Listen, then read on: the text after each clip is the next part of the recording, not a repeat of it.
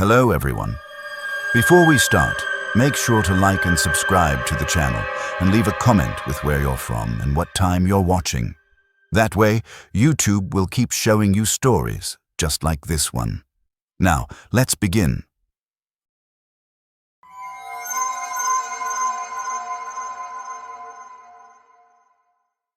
We lived way out in a 2-story farmhouse in eastern Kentucky, down this narrow winding road that GPS never recognized. Our closest neighbors were nearly 2 miles away, and most of the land behind us was just dense government forest. I had 2 younger sisters and a stepdad who worked long shifts at a sawmill. Mom homeschooled us and sold jams at the farmer's market on weekends. It was quiet, safe, normal, until that spring. Mom had to stay with her aunt for a few days. She'd just had surgery and needed help. So it was me, my stepdad, and my sisters holding down the fort. I had my usual list of chores. Feed the goats, check the garden, make sure the coop was shut. Basic stuff I'd been doing for years. But that week, things started shifting. At first, it was just the goat pen gate. One morning, I found Clover, our smallest goat, outside the pen, chewing on a feed bag. I figured someone forgot to latch it. My youngest sister had a habit of being scatterbrained. I latched it again, double-checked it. Next morning, same thing. Gate wide open, 2 goats near the edge of the woods. By the 3rd morning, I'd already checked the latch twice the night before. Once before dinner, once right before bed. It was secure both times. But when I went out at sunrise, the gate was open, and one of the goats was gone. That's when I told my stepdad. He shrugged, said maybe some dumb kid was playing around. But no one messed around out there. You didn't just wander onto someone's land in the hollow unless you wanted trouble. That night, I stayed up, sat on the porch with Clyde, our dog. Around midnight, he tensed up, ears forward, body stiff. This low growl rumbling out of him. I'd never heard him growl like that. He stared past the shed, into the woods. I grabbed the flashlight and scanned the tree line. The gate was shut. Everything looked fine. But Clyde didn't move from the porch. He was trembling, eyes locked on the same spot in the trees. I locked every door and sat awake in the kitchen until the sun came up. Sure enough, when I stepped outside, the gate was open. 1 goat missing. Later that day, I found something behind the chicken coop. A weird little nest-looking thing. Tangled feed bags, sticks, some hay, and a piece of flannel I recognized. It was my stepdad's old shirt, torn clean down the middle, and tracks. Not normal ones. Not boots, not bare feet either. Something in between. The toes were shaped like a person's, but longer, and the way they were, spaced, it didn't match how anyone walks. I stood there just staring at them, holding that piece of shirt like it was going to give me an answer. Friday. It got worse. I was walking back from checking the mailbox when I came around the house and saw the back door wide open. My sister Anna was inside crying. She said someone knocked. When she looked out, no one was there, but the knob rattled like someone was trying it, and then it just opened. That night, I was done playing nice. I nailed the goat pen shut. Then I took one of the old trail cams from the shed and mounted it on the fence post facing the woods. Next morning, I grabbed the camera before breakfast and plugged it into the laptop. There was 1 clip, just a few seconds, but it wrecked me. 3:15 a.m. Something stepped into frame. It was tall but slouched, shoulders hunched forward like it was too big for its own body, skin pale, almost gray in the camera's night mode, arms too long, almost touched its knees. It moved weird, like its joints didn't work right. Twitchy, awkward. Then it just stopped at the edge of the pen, and it stared straight into the camera. Not like it noticed the light or the sound. More like it already knew where it was, like it had been waiting for it. Then it turned and disappeared back into the woods. I deleted the footage. No hesitation. I didn't want it on the computer, didn't want to explain it, didn't want to see it again. Sunday, we stayed home. Stepdad sat out on the porch most of the day with his rifle across his lap. Said he saw something moving in the trees, but couldn't get a good shot. Mom got back Monday. We didn't tell her. Stepdad said it was better not to worry her, and I agreed. But he started locking all the doors by sundown. That had never been a thing before. Whatever it was, it stopped coming. The gates stayed shut. The animals stayed put. We moved a few months later. Into town. Closer to people. Less trees. A year after we left, I went back to grab some boxes we'd left behind in the crawl space. The house was already looking rough. The roof over the porch had collapsed. Vines had swallowed up the shed. I had to force the crawl space door open with a crowbar. Down there in the dust and old insulation, I saw it. That flannel shirt. The same one I'd seen torn and twisted into that makeshift nest behind the coop. Only now it wasn't ripped. It was folded neatly. Sleeves tucked, collar straight. Sitting right in the center of the floor like someone had placed it there on purpose. And it smelled like wood smoke. Strong, fresh. Like a fireplace had been burning just that morning. But no one had lit that fireplace in over a year. I didn't touch it, didn't even go all the way in. Just backed out, shut the door, locked the house up, and drove off. I haven't been back since. I live 4 states away now. Apartment building, 2nd floor, no trees nearby. I still check every lock twice before bed, and I don't go near windows after dark.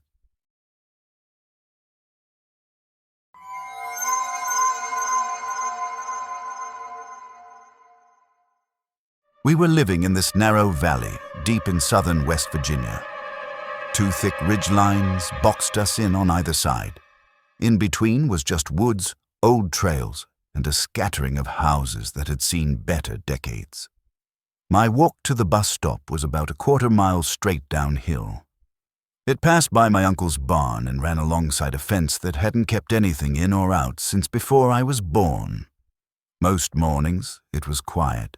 Just me, the trees, and the sound of my boots crunching over gravel. That spring, things started getting strange. It was small at first. I walked out one morning and saw feathers laid out on the top porch step. 5 of them. Not clumped up or scattered, lined up in a perfect row. White and gray, soft-looking, no blood or mess. Just clean. At first I figured it was a bird that got torn up nearby. My older brother Clay laughed it off, asked if I was sleepwalking and setting up weird displays for myself. I wasn't. Then it happened again. 5 more. Same setup. Always before school. Always dry. Then the feathers stopped, and something else showed up. Teeth. Little ones. Maybe raccoon or possum. 5 again, laid out just like before. My mum tried to tell herself it was some animal dragging pieces around, but there was no gore. No hair, no signs of a kill, just 5 tiny yellowed teeth. I didn't touch them, not after that. After the teeth, the things kept coming. Every couple of mornings, something new. 5 buttons, all brown, all the same size. 5 matchsticks, unburnt.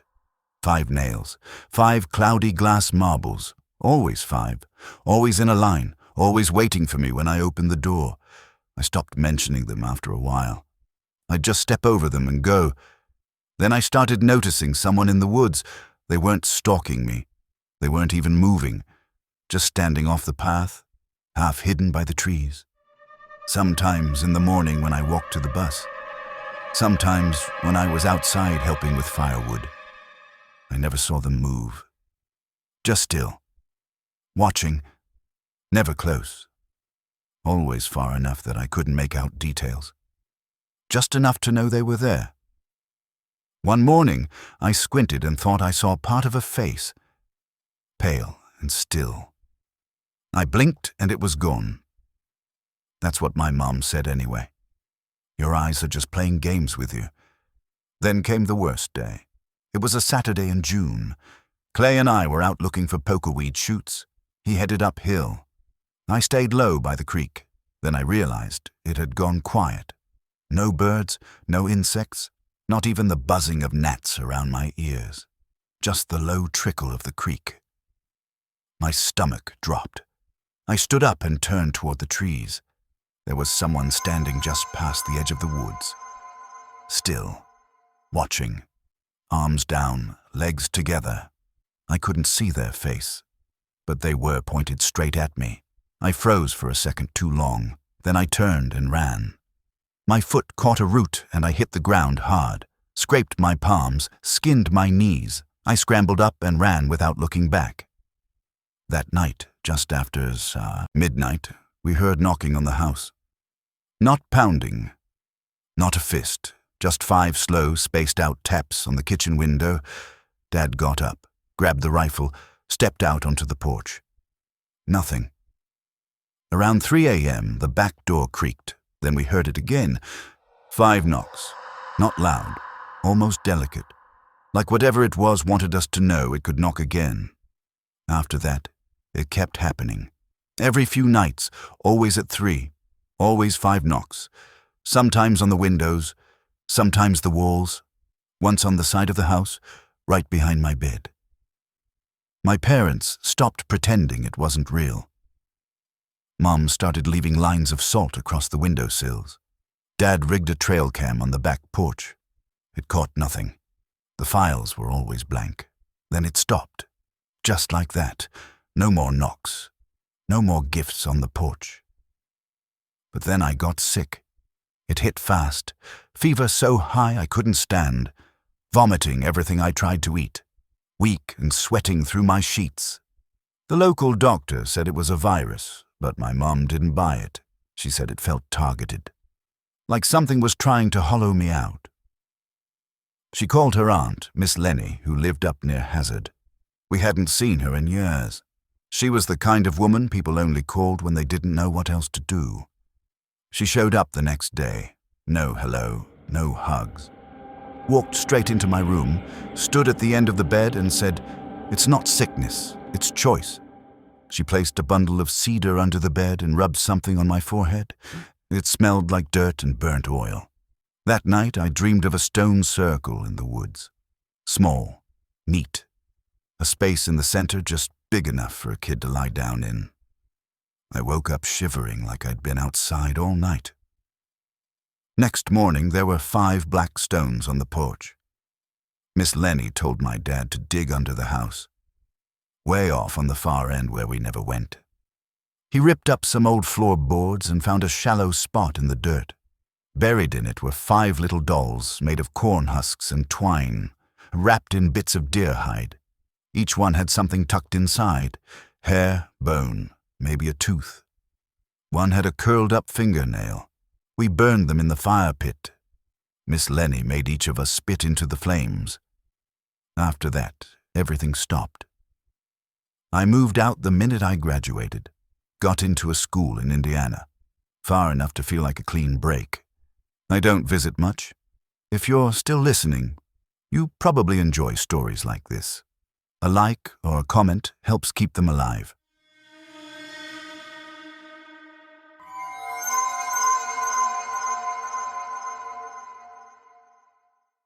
I lived with my mom in a town called Arden. One of those small Kentucky places that doesn't show up on most maps unless you zoom all the way in. We lived near the edge of what used to be a mining area. The hills around town were full of old shafts and collapsed entrances covered with brush. My mom cleaned houses down in Winton, so she'd be gone most of the day, especially in the summer. So I picked up a part-time job at a bait shop off Route 12. We sold crawlers, fishing poles, and cheap bear. One Monday in June, my boss hired a new guy. Said his name was Ray. He was in his late 20s, maybe early 30s. Claimed he'd moved up for medicine to get away from the rush, but he didn't look like he belonged anywhere around here. His boots were clean, cleaner than anyone should be who lives around dirt roads. He spoke like someone who'd maybe gone to college. No drawl, no slang. Just this smooth, careful way of talking that made you feel like every word had been rehearsed. Ray and I got paired up for morning shifts twice a week. At first, he was just polite, friendly in that default customer service kind of way. But after a few shifts, he started asking me questions. Not small talk stuff. More like, you ever go hiking alone out here? Or, you think it's possible someone could go missing in those woods and no one would ever know? There was something about how seriously he asked that made it stick in my head. Like he wasn't just wondering, like he already knew the answer. One Tuesday after our shift, he told me about a spring he knew out in the woods. Said it was off the old service roads past Ashbury Ridge. Supposedly, it was the coldest water he'd ever tasted. Like drinking from a glass made of ice, he said. I don't know why I said yes. I was bored, and part of me wanted to see what he was talking about. We clocked out and took his car, a Grand Marquis. Way too nice for the roads he drove on. Blue with a shine like it had been waxed that morning. He had nothing in the back seat except a folded blanket and a flashlight. That should have registered as weird. He drove us past Ashbury, up a narrow gravel road I'd never been on. Eventually the gravel faded and the trees started pressing in tighter. We passed an old cattle gate with most of its posts bent, and he pulled over like he knew exactly where to stop. We got out. He climbed the gate easily, like he'd done it 100 times. I followed. The woods back there were thick. No markers, no trash, no signs of anyone coming through recently. He walked like he had a mental map, never hesitated, never slowed down. We walked for maybe 20 or 25 minutes before I started noticing how still everything was. No birds, no bugs, no sound except our footsteps. The air felt different too. Cooler, but not in a refreshing way. More like the temperature in a basement where the sun hasn't touched anything in years. I asked again if we were close. He didn't stop walking, just said, "Almost there. Can't turn back now anyway." He said it flat. No smile. Like it was a fact, not a joke. I stopped. Something in my gut twisted. I told him I was going back. He didn't respond, just kept walking like he hadn't heard me. I raised my voice. "Ray." He turned around, completely calm, and said, "You already came out here with me. Nobody knows where you are, so why go back?" I stared at him. My brain was scrambling to make sense of it. I asked him what the hell that meant, trying to sound steadier than I felt. He smiled. Just a flicker. Nothing. Forget it. And he turned away again. I followed, but only because I didn't know the way back. I kept my distance. Eventually, we came to a clearing. It wasn't large, but it was too neat. The trees stopped all at once, like someone had carved out a space. In the center was a ring of rocks. Not like a campfire ring with ashes and burnt logs. These were clean. Too clean. Arranged too perfectly. And right in the middle was a hole. Circular. Smooth. Maybe 4 feet wide. No bricks, no cover. Just dark and deep. Ray crouched next to it. Ran his fingers around the edge like he was checking for cracks. "This is it," he said. "Spring's just down there. Want to taste it?" I took a step back. He looked up at me. No expression. Just watching. Then he stood and said, "You're smarter than I figured." He stepped toward me. I didn't think. I grabbed the nearest rock and threw it straight at his face. I didn't look to see if it hit. I just ran. The woods were a blur. I had no idea which direction I was going. My chest burned. My legs felt like they were tearing themselves apart. I didn't stop until I heard birds again. Heard the wind again. Heard anything again. Then I saw the gate. I climbed it. Scraped my hand on the wire. Didn't care. Got to the road. Bent over, gasping. Ray's car was gone. I walked the whole way back to Route 12. Took hours. Some old man in a rust-red truck pulled over and didn't say a word. Just unlocked the door and let me in. Drove me straight to town. I quit the bait shop that week.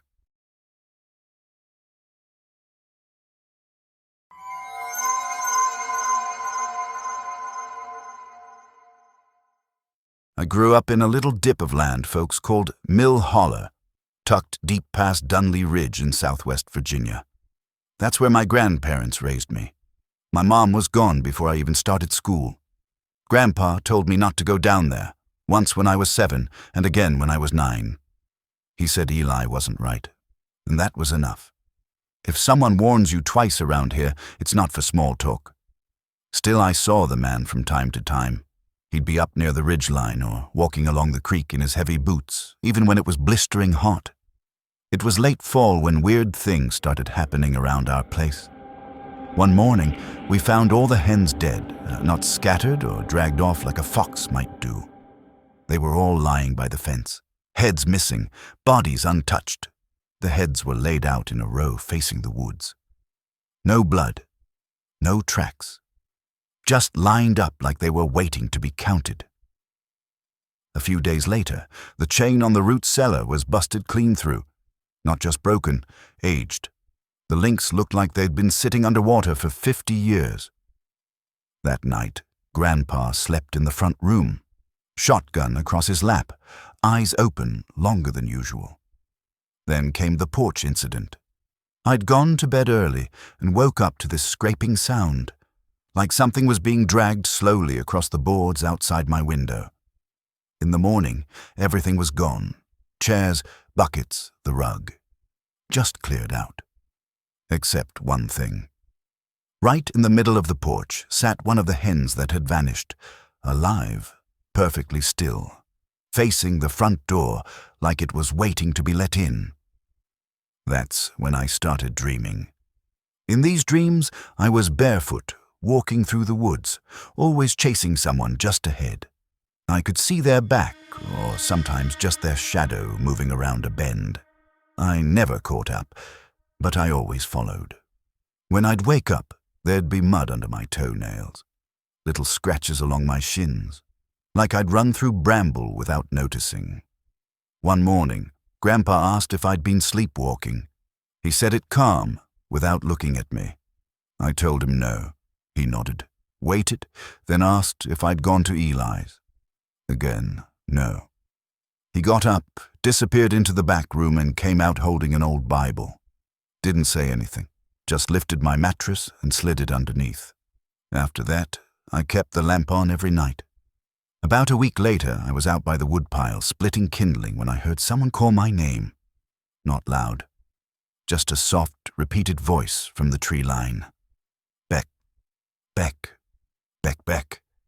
The voice sounded close, but not quite right.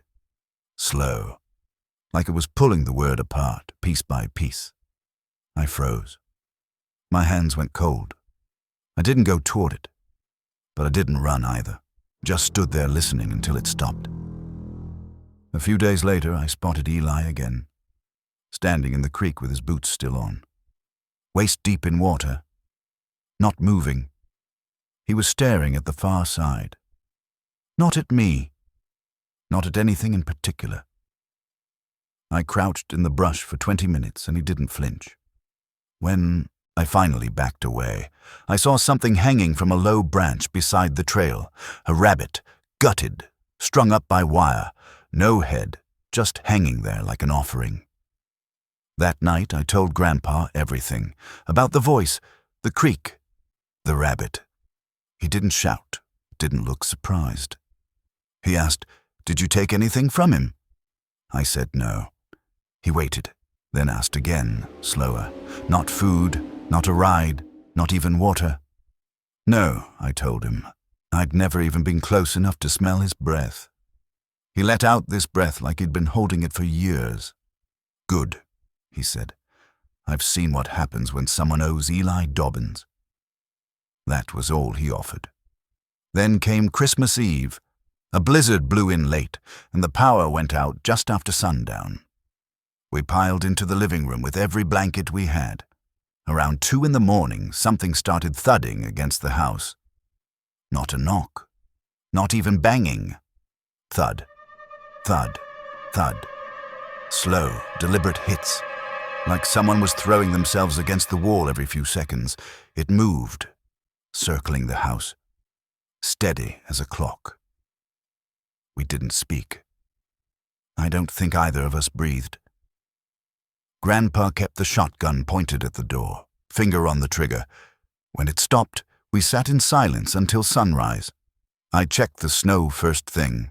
Not a single track, no indentations, just untouched white in every direction. That spring, while crossing the footbridge over the creek, I noticed something nailed to the underside. A wooden box, weathered gray. It hadn't been there before. Inside were teeth, bigger than a raccoon's. Too uniform for a deer. I ran all the way home. By the time I was 16, Grandpa collapsed behind the barn while digging a drainage ditch. Doctor said it was his heart. I was the one who found him. After that, Grandma went soft and strange. She'd whisper to herself in the hallway. Stand at the window for hours with her hand on the glass.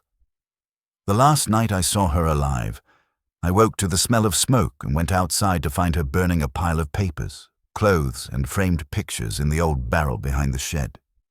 She turned to me and said, "I tried to pay it off." 3 nights later, she died in her sleep. I stayed 6 more months in that house, mostly out of momentum. I didn't see Eli again. No one did. By October, his trailer burned to the ground. No sirens. No one reported it. By the time the mailman passed by, it was just ashes. I packed my things the next day, left Mill Holler before dawn, and never went back.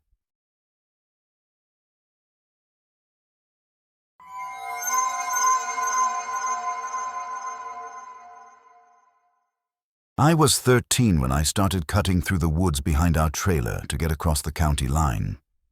The gravel road was longer and twisted past a bunch of empty barns, but the trail through the trees shaved off a good 20 minutes. It wasn't scenic. It was just faster. There was this man, Mr. Delburn, who lived just over the line on a piece of land most folk didn't bother with. He was older. Word was he kept to himself and paid cash if you helped him clear brush or stack wood. Everyone else avoided him, said he was off. Not dangerous, not mean, just off. But he paid fair, and I wasn't picky. I needed the money more than I needed a good feeling about the guy. His place sat down a slope where the trees grew weird, close together, tangled overhead like they were holding in secrets. Even at noon it was dim down there. That first Saturday, when I showed up at the edge of his yard, he didn't say much, just looked me over, squinted like he was checking my measurements for a box. Then he asked if I had people. I told him I lived with my aunt and 2 cousins up near Huxley Road. He asked if they knew where I was. I said yes. That was a lie. He gave me the small, tight-lipped smile and waved me toward the shed. We started with easy jobs. Clearing sticks, hauling branches into piles, burning off the dead limbs in a rusted barrel out back. I came most Saturdays, sometimes Sundays when I could get away without raising eyebrows. He didn't say much when we worked, but every now and then he'd toss a question out like he was trying to catch me in something. "What do you like to eat? You ever get lonely out here? You know how to drive?" Once, while we were stacking firewood along the back porch, he asked if I'd ever been camping. I said no. He just gave this slow nod and said, "Maybe I'll take you sometime." I didn't know what to say. Just stood there with an armload of logs and let the moment pass. That one stuck with me, though. Felt strange. Like someone brushing past your back in a crowd when you thought you were alone. After a few weeks, he started asking for help with things inside. Mostly the shed. The lock on it was thick. Keep people out thick. Big chain with a padlock that had rust stains all around it. One afternoon, He unlocked it and told me to help him shift some crates. Said not to touch anything I didn't recognize. Inside, it was odd. The crates were stacked all over. There was a long table along the back wall covered in jars. Not food jars. These had dried plants in them, bits of ribbon, tiny doll parts, what looked like bird bones. I didn't ask, just carried what he pointed at. Kept my eyes on the floor. Then came the blue duffel bag. It was a Saturday, and I was halfway through stacking a fresh load of firewood when he came out of the house with it slung over one shoulder. Said he needed it taken down to the creek bed where he'd laid out a tarp. I figured it was just supplies or something for an animal trap. But when I grabbed it, I noticed it was heavier than it looked. Really heavy. And the weight didn't shift, just sat solid, unmoving, like whatever was inside was packed tight. I asked him what was in it. He said, "Food for the foxes." Just like that.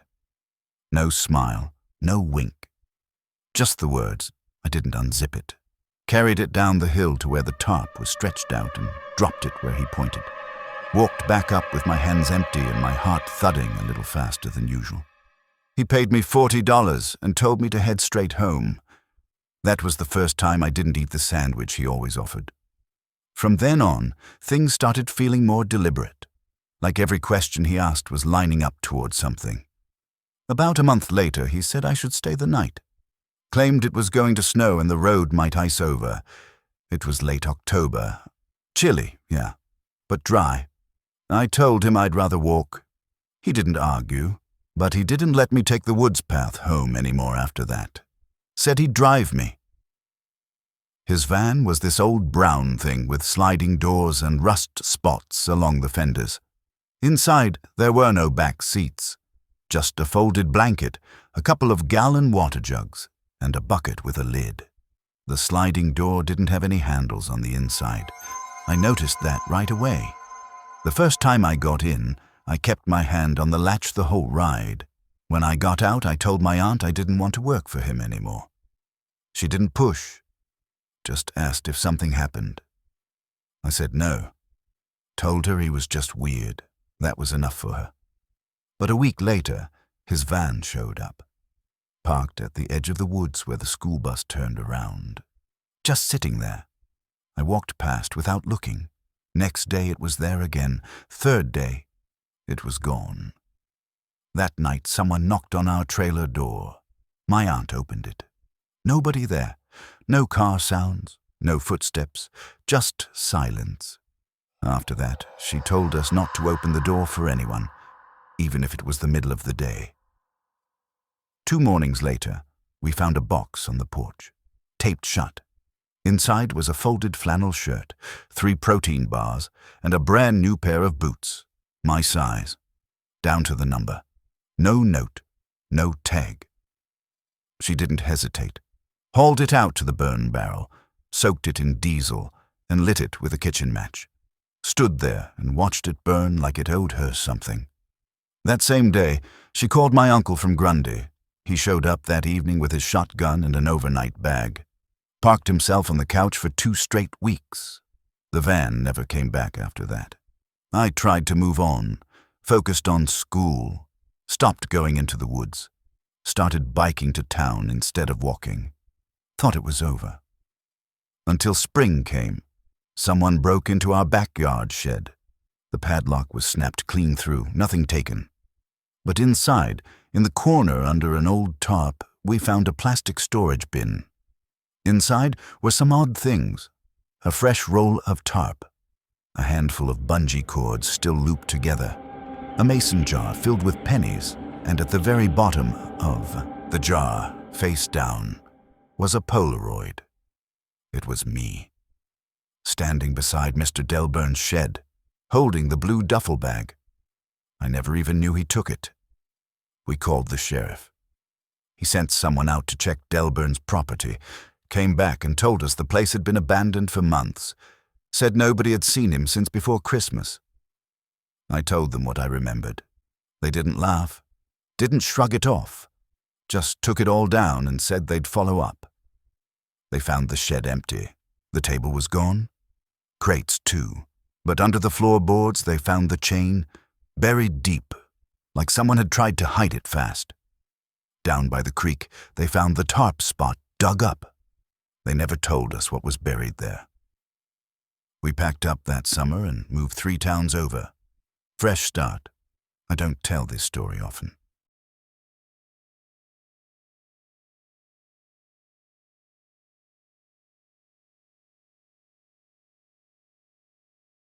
I'm 23 now, but this all started when I was 12. We had just moved out to this tiny place called River Hollow, somewhere deep in the hills where even the GPS gives up. My dad packed us up after my mom died, said we needed a clean break, some quiet away from the city. The house had 2 bedrooms, a slanted porch, and insulation so thin you could hear raccoons fighting outside like they were in the next room. The first weird thing was small. I was walking home from the bus stop one afternoon, and I saw this stack of 5 smooth stones by the mailbox. They were perfectly balanced, not just tossed together, but placed flat side to flat side, like whoever made them had the hands of a surgeon. I pointed it out to my dad. He glanced over, grunted.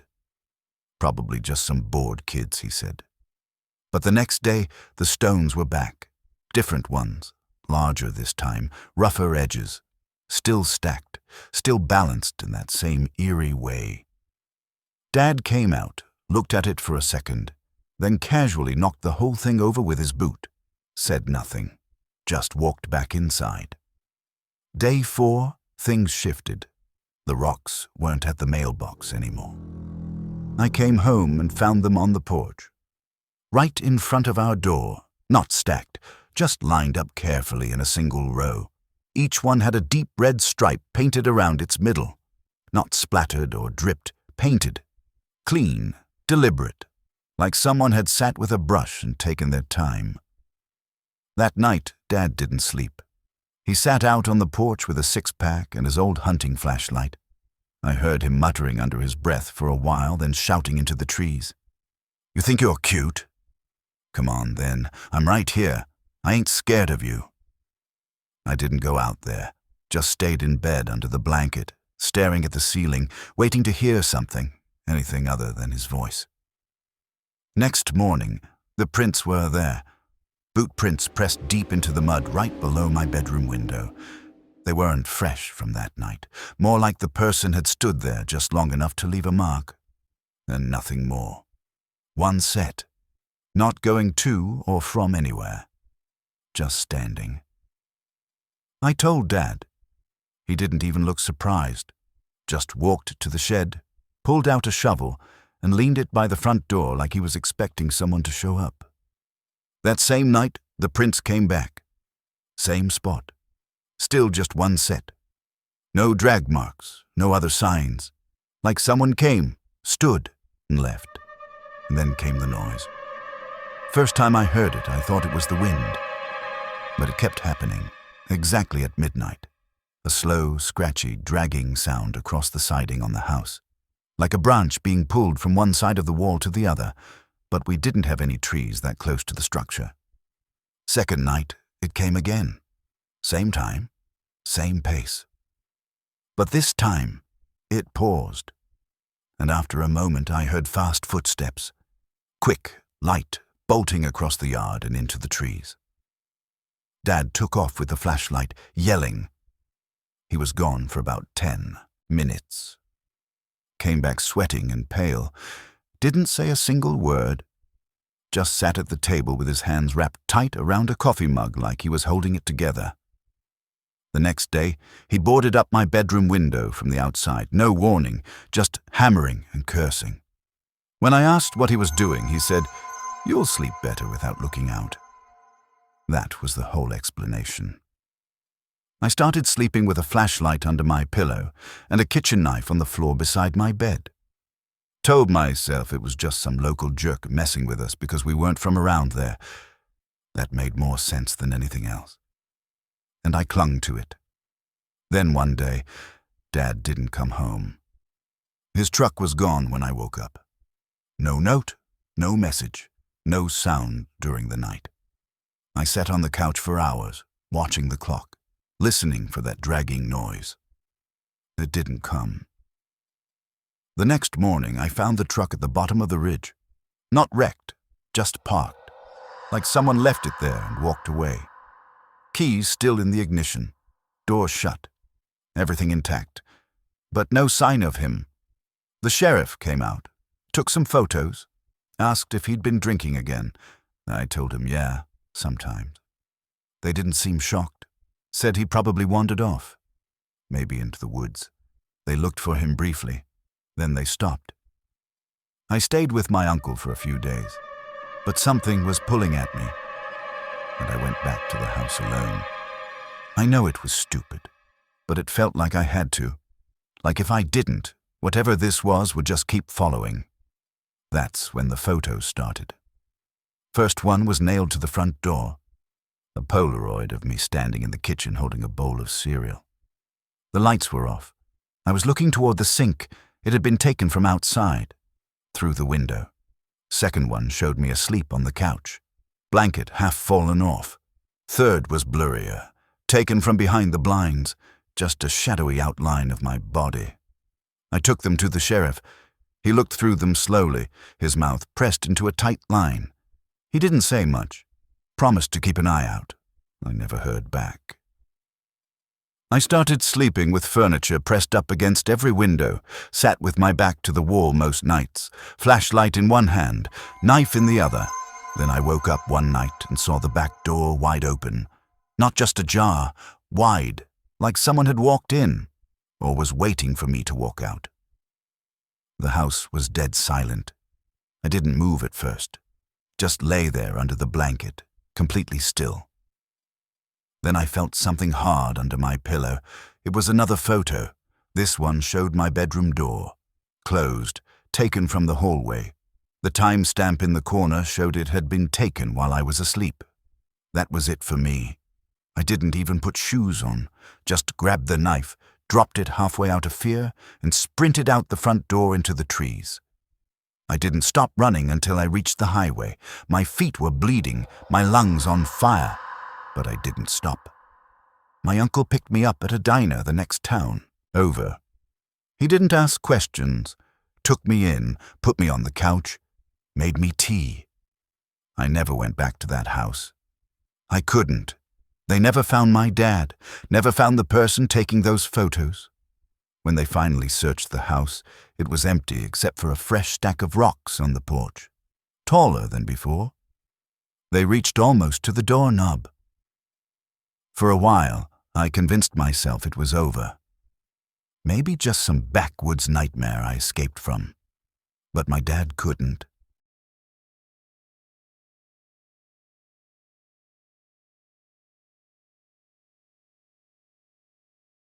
I was 22 when all this happened. Still living in the house I grew up in. An old split level out where the asphalt ends and the county stops pretending to care. Mom died when I was 16. Brain aneurysm. Fast and out of nowhere. After that, Dad took pipeline jobs. Louisiana, Wyoming, sometimes Texas. He'd be gone for months, then swing back through for a few weeks and head off again. I stayed behind, took care of the house, tried to hold it together. It was early spring when I started helping Miss Ellen. She lived up on Carter Ridge, right near where the old mining trail disappeared into a mess of pine and laurel. She'd slipped on some ice the winter before and shattered her hip. I started going up twice a week, Tuesdays and Fridays. Brought her groceries, stacked firewood, helped out however I could. First time I pulled into her drive, there was already someone standing on the porch. A man. Tall, thin, maybe mid-30s, wearing this long black wool coat that looked out of place in the warm air. I remember he didn't flinch when my truck crunched the gravel. Just stood there, watching me pull in like he'd been waiting. He introduced himself as Clayton, said he was helping Miss Ellen too. Just for a while. When I asked how he knew her, he just smiled and said he was an old friend of the family. Something about the way he said it felt off. But I didn't push. He had this voice, slow drawl, clipped on the ends, like he was mimicking how people talked out here but hadn't quite nailed it. But what got me more was the way he talked to me, like he already knew me. "Your dad still working those lines out west?" he asked right off the bat. "That hound of yours still scared of thunder?" He even asked about the deer stand I'd built when I was 15, the one I'd camouflaged with old burlap sacks and paint. I laughed awkwardly. "You must have me confused with someone else," I said. He smiled, but didn't laugh with me. "No," he said. "I remember." That night I couldn't sleep, not because of anything he did exactly, but something about him felt wrong in a way I couldn't explain. The next time I saw Miss Ellen, I asked her about him, just casually while I was unloading a bag of cornmeal and soup cans. She paused, gave me this strange look, then said, "Old friend of the family," in the exact same tone he had. Then she changed the subject completely, like we hadn't been talking about it at all. From that point on, he was always there, every time I came up, sitting on the porch steps, wandering near the tree line, sometimes even splitting logs with that same blank expression, and I started noticing other things too, like how quiet the woods got when he was around, or how I never actually saw where he went after dark. Miss Ellen didn't have any extra vehicles, and there wasn't a guest room in the house, but he was always there. One afternoon I stayed later than usual, finishing up some kindling while Miss Ellen rested. The sun was going down behind the ridge, making the woods look darker than they were. I walked around the back to grab another log and froze. Clayton was standing at the edge of the tree line, holding one of the rabbits I'd brought Miss Ellen last week. It was dead, skinned, but not cleaned for cooking, just peeled open in a way that looked deliberate, like someone had done it just to see how it was put together. He wasn't hiding it either. When he saw me, he didn't flinch. "You ever wonder what it looks like," he said, "when something stops pretending to be human?" I didn't respond, just backed away and left, drove home without saying goodbye. Next day, Miss Ellen called and asked if I could bring her some aspirin and flour. I almost didn't go, but her voice on the phone was different, tight, hurried. When I got there, he wasn't on the porch for once. I walked inside and Miss Ellen was in the kitchen, wrapped in a blanket with a mug clutched in both hands. Her face looked pale, drawn. She didn't speak until I was halfway through unpacking the bag. "Don't come back here for a while," she said, eyes fixed on the floor. "He's not who he says he is." That's all she said, and I didn't ask for more. I left right then, didn't even look back at the house. That night, just after 11, someone knocked on my door. Not loud, not frantic, just a soft, measured knock. Then came the voice. I think we got off on the wrong foot. I didn't move, didn't breathe. A minute later, another knock, lighter this time. "I know you're awake. Saw your lamp." Then nothing. No footsteps, no retreating tires, just stillness. I sat against the living room wall all night, shotgun across my lap, staring at the door until the sun came up. In the morning, I checked the property. Nothing missing, no damage. But on the frost-covered windshield of my truck, someone had traced a shape, a perfect circle. Inside that, a smaller one, and inside that, a spiral. I didn't clean it off, just stood there staring until the frost melted. Miss Ellen died the next week. They said she slipped down the back steps and broke her neck. Sheriff Ballard said it looked like an accident. I didn't go to the funeral. I couldn't. A day after she passed, a letter showed up in my mailbox. No stamp, just my name in thick black letters on the front. Inside was one piece of lined paper. It read, "You left the door open. He knows you now. No signature, no return address."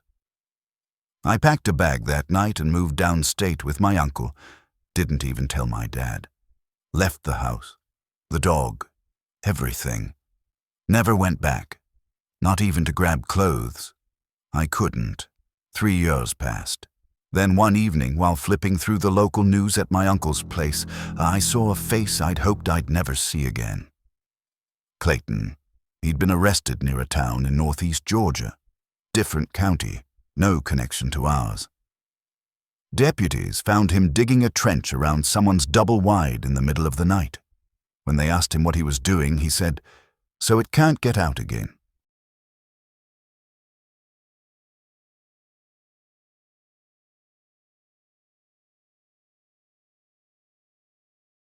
I was 16 when it happened.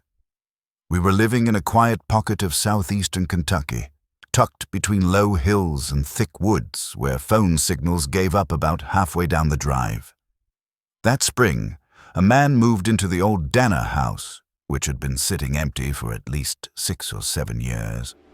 Then this guy shows up out of nowhere and just starts living there.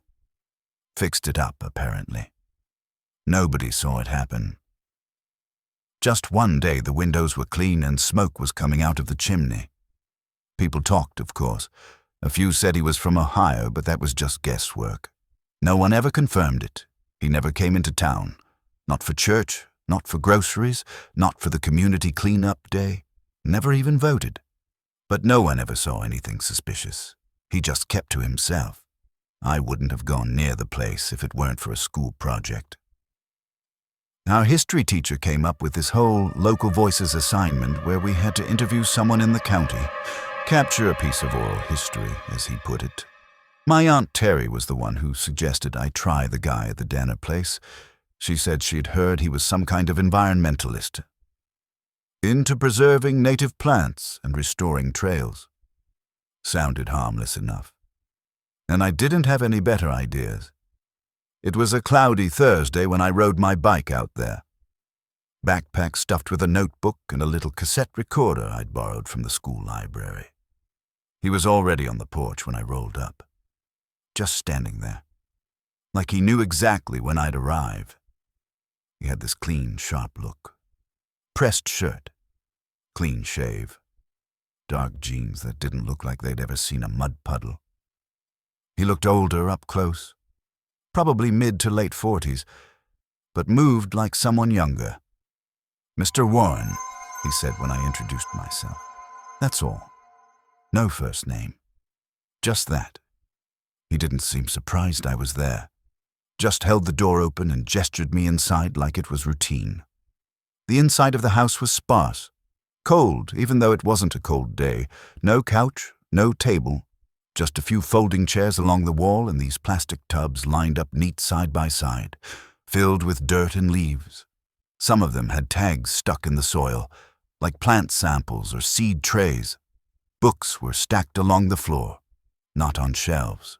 All of it felt temporary, like he was either settling in or getting ready to leave. I couldn't tell which. "I prefer to talk outside," he said. "Better light." He led me out the back door to where a narrow path ran into the woods. It was freshly cut, branches still damp from trimming. You could smell the green from the sap. "Been reopening the old trails," he said. "Come see." I hesitated, but I followed. You don't just say no to someone's offer when you're standing in their backyard with a microphone in your bag. We walked in silence, trees closing in on both sides, until we reached this shallow dip in the earth, almost like a natural bowl. It didn't look like much, just soft moss and dirt. But something about it made my skin feel weird, like when your hand goes numb from sitting on it too long. "You ever heard of a voice well?" he asked. I hadn't. He nodded toward the hollow. "It's a spot where sound sinks. Old folks say if you speak into it, the land takes your words. Sometimes it gives you answers. Not right away. Days later, but only if you ask the right questions." He didn't smile, didn't act like it was some backwoods joke or ghost story. He said it like he'd tested it himself. Then he crouched down and started speaking into it, softly, slowly. I couldn't hear what he said. just this low rhythm of words spaced out like he was waiting for something between them. He did this for a while. Then stood up and looked at me. Now we wait. I told him I should get going before dark. He didn't argue, just said, "Come back in 3 days. Same time." I didn't plan on it. But by the time I got home, I talked myself out of the weirdness, told myself he was just eccentric and I needed the grade. So I went back. This time, the porch was empty. The air felt heavier, like it had rained even though the ground was dry. I knocked and the door creaked open on its own. Inside, it was darker than I remembered, even though it was earlier in the day. There was a sticky note on the wall by the door, yellow, neatly placed, 2 words in black ink. Back trail. The path had changed, widened, like someone had gone through with a machete. Branches slashed, roots pulled up. I stepped onto it and called his name. No answer. A little ways in, maybe 100 yards, I found him. He was kneeling beside that same hollow, but he looked different. His shirt was wrinkled. There was dirt on his hands, under his nails. He was trembling a little. "I heard it," he said. "Last night. I just stood there. I didn't say anything." He pointed to a small tape recorder on the ground beside him. "Same kind of model I had. It said your name. I told him I had to leave, that this wasn't part of my assignment." I was polite but firm. I wanted out. He didn't try to stop me, just stayed crouched there, one hand on the recorder like it was all that was keeping him grounded. When I got back to the house, the door was wide open. Inside, everything was gone. The tubs, the books, the chairs, all cleared out. The room was empty except for a long shape in the center of the floor, covered with a blue top. I didn't lift it. I didn't even get close. I ran. My bike down the slope, barely staying on the path, and didn't stop until I reached the BP station on Route 80. I called my mum from the payphone out front, hands still shaking. 2 days later, I overheard my Aunt Terry on the phone. One of the deputies had gone up to check the place. He called her that night because she was the one who'd given me the idea to go there in the first place. He said the house was abandoned, not just empty. Abandoned, like someone had stripped it clean and disappeared. No furniture, no tarp, no man. But out back, the ground where the hollow had been was torn up, turned, like someone had dug and filled it in again. But there were no sinkholes out there anymore, just smooth dirt and a few scattered stones, like it had always been that way. I wrote my report on my great-granddad instead, a coal miner with missing fingers and a story about surviving a mine collapse. Got a B+.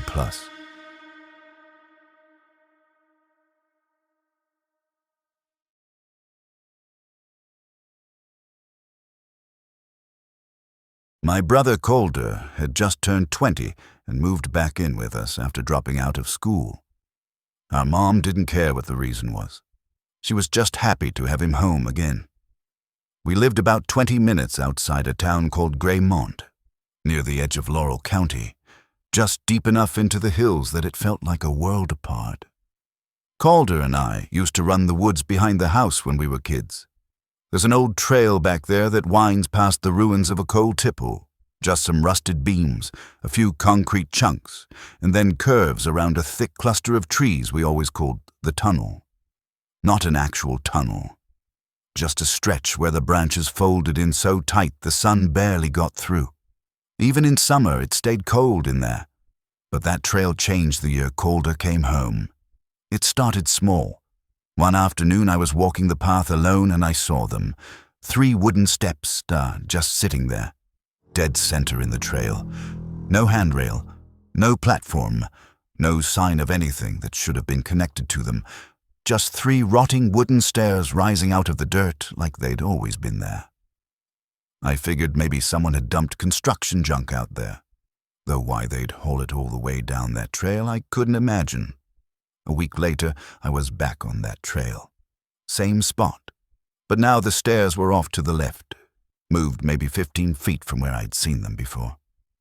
Still the same shape, same sagging wood, same iron nails curling out like claws. But the shift unsettled me. Then one morning, Calder walked into the kitchen looking like he hadn't slept. He poured himself coffee without saying a word. Stood by the sink, staring out the window like he was waiting for something to move out there.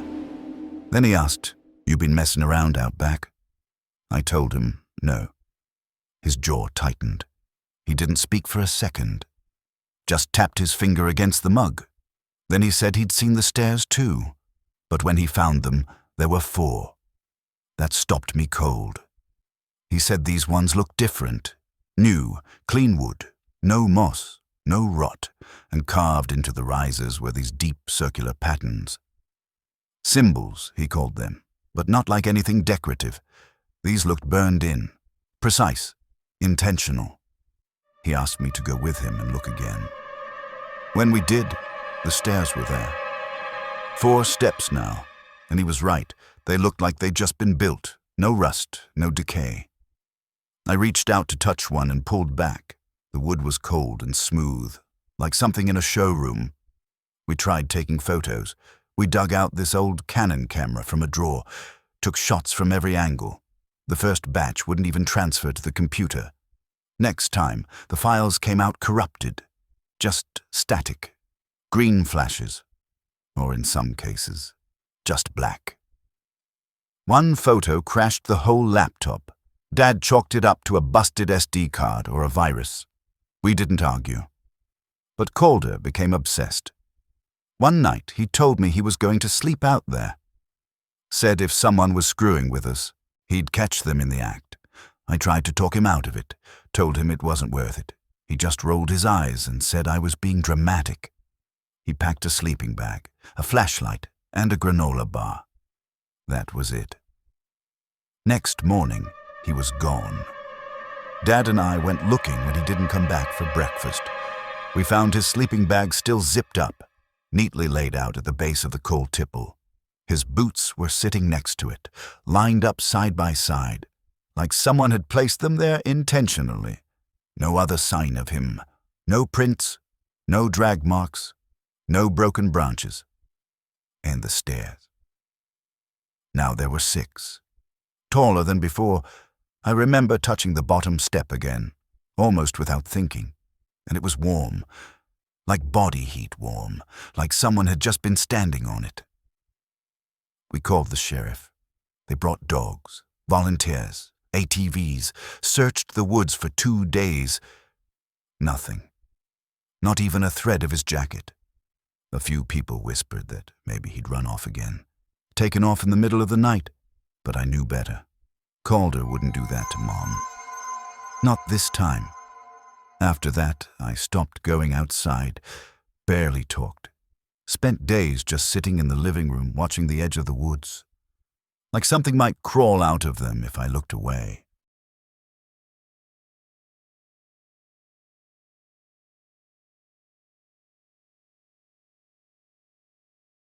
We lived just outside a little town called Dunnell, southern West Virginia, tucked between the hills where the trees outnumber people, 10 to 1.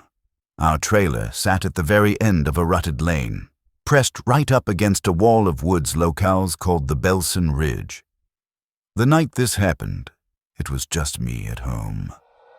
Mom was pulling an overnight at the nursing home in town like she did most weekends, and my brother Nate had taken off with some friends to drink beer out by the quarry. I remember the night being sticky and still, one of those July evenings where the air doesn't move and the bugs sound like they're right in your ear. I felt jittery, cooped up, the kind of restless that makes you pace the room for no reason. That's when I decided to go for a walk. Not far, just up the trail to the deer blind. I'd done it 100 times before, mostly during the day, but I figured it'd be fine.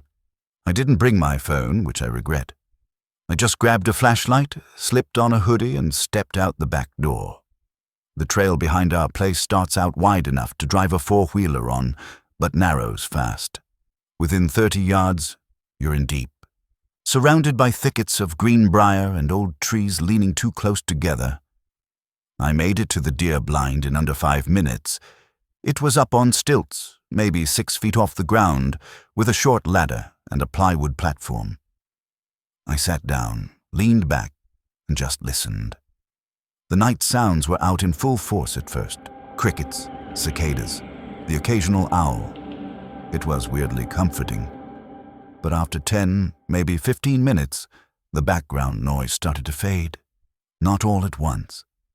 More like a slow draining, like someone was turning the dial down bit by bit. First the bugs, then the birds, then nothing. It wasn't dead silent exactly, but it was wrong. The kind of quiet that makes you feel like something's watching, even if you can't explain why. I sat up straighter, clicked off my flashlight, and leaned toward the open slot in the blind. That's when I saw movement. Just a flicker off the trail, maybe 50 feet out. At first I thought it was a deer, or maybe a stray dog, but then I saw how it moved. It was a man, tall, too thin. He wasn't running, but his steps were sharp, like he was trying to move quietly and failing. His arms hung strangely, elbows bent too far out. Every step seemed measured, like he was mimicking walking more than just doing it. I dropped low, heart pounding. I couldn't see his face, couldn't even tell if he was looking my way. But something about him was off. He wasn't on the trail. He was weaving through the trees, brushing past branches like they weren't there. He stopped, turned slowly, then crouched. That's when I started sweating. He was scanning the woods. I felt sure of it. I couldn't tell if he'd seen me, but my body acted like he had. I held my breath, trying not to make a sound. He stood again, then moved uphill, closer to where the trail loops around back toward our yard. Not directly at me, but close enough that I didn't want to be anywhere near him. I waited a full minute after he disappeared into the trees, then climbed down and took the lower trail. My plan was to follow the dry creek bed we sometimes used as a shortcut, loop around by the holly shed, and slip back into our yard from the far side. I was halfway down when I heard it. Footsteps, not loud, not crashing through brush, but steady and too close. Off to my right, pacing with me. When I slowed, they slowed. When I stopped, they stopped.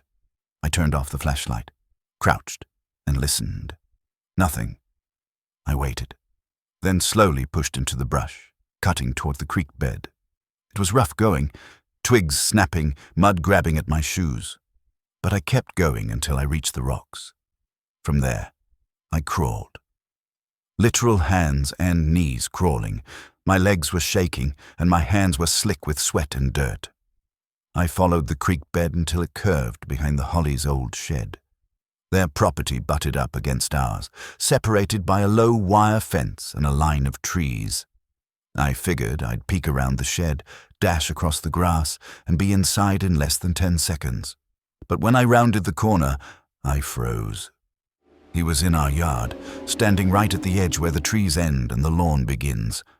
Not moving, just staring at our back door, my back door. I dropped flat. I couldn't see his face, but his posture was locked, tense, like he was waiting for someone to come out. He didn't fidget or shift his weight, just stood there, like he'd been placed. Then he moved, 1 step, 2, slow, careful, still staring. I pressed my face into the dirt, barely breathing. Another step. Then he stopped again. He stood there a long time, long enough that my legs started cramping and I felt lightheaded from holding still. Then out of nowhere, he snapped his head to the left, like a noise had caught his attention. Without hesitation, he turned and vanished into the trees. No running, no panic, just gone. I waited another 5 minutes before I bolted across the grass and locked myself inside. Every window, every door. I even dragged a chair in front of the back door and sat there until the sun came up. I didn't sleep that night. I just waited till sunrise. That was the last time I ever set foot in the Belson Ridge alone. I don't even look at that trail anymore. Some say it ended that night, but I still wake up screaming. Thanks for listening. If you made it through the darkness,